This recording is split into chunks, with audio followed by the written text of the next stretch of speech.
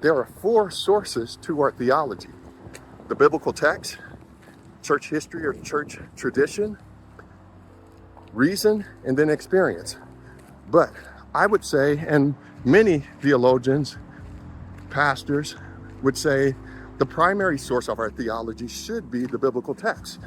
Well, we have people who are so committed to the Bible, but the other thing that they need to be committed to is, who is it that the Bible is focusing on? Isn't it Jesus Christ? And so we should be Christ-like. And if you think about it, if you're a Christian is a follower of Jesus Christ.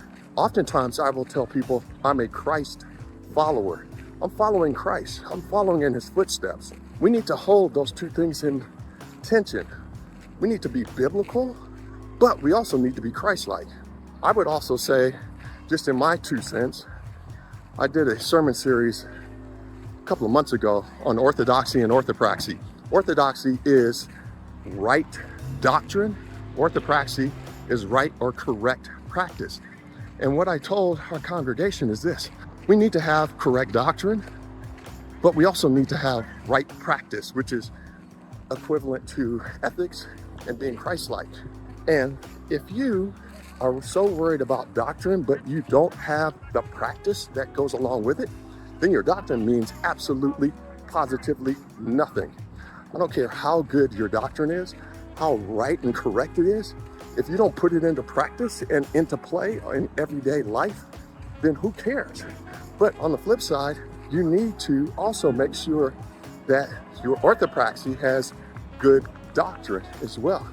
And so if you are a good, righteous person, but you don't know God, you have no understanding of the doctrines that are found in the biblical text, then you have a good moral person, but that good moral person, I don't care how good you think you are not going to spend eternity with Christ if you don't know him and have a personal relationship with him. Those things go hand in hand. We need to have good doctrine, so we need to have orthopraxy. We need to have orthodoxy and orthopraxy. We also need to have good understanding of the Bible, along with being Christ-like.